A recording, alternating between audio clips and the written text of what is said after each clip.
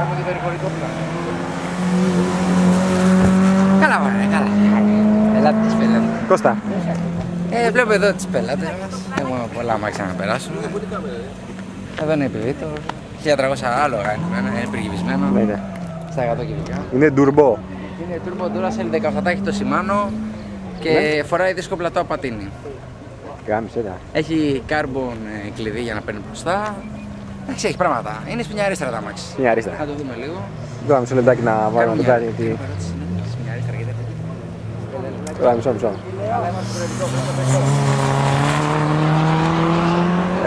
Βλέπουμε εδώ.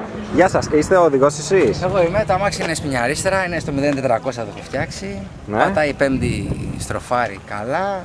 Ναι. Ρίχνω Evo, Subaru, Μιτσουμπίσια. Είναι τετρακούνα, κουνιέται και από τις 4 πλευρές. Για κούνα το δούμε, κουνιέται. Είναι τετρακούνα που μπορείτε να δείτε, κουνιέται και από εδώ. Όντως, τετρακούνα το βλέπω. Και από εδώ, έχει μεγάλη αεροδυναμικά. Την είδαμε αυτή. Μισό λεπτάκι.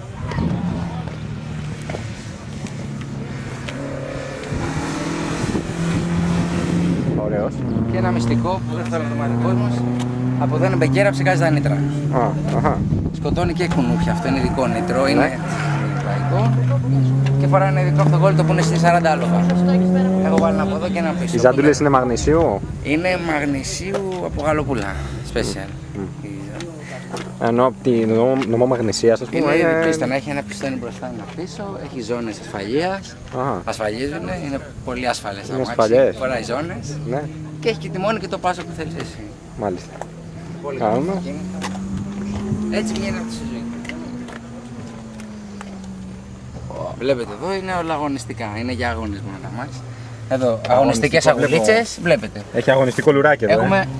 Αυτό εδώ είναι τελείως αγωνιστικό, δηλαδή αγωνιστικό πανάκι. άμα έχει βάρος το αμάξι, το ξεσκονίζεις. Βασικά αυτό πρέπει. Και μείνει το βάρος. Μήπως να κατουρίσουμε λίγο το ψυγείο να έχει πιο... Ψυγείο δεν έχει νερό γιατί βαραίνει. Ούτε βενζίνη. Το έχεις βγάλει το ψυγείο, δεν χρειάζεται. Ψυγείο τι πίτσος είναι το ψυγείο σου? Είναι ψυγείο καταψύκτης.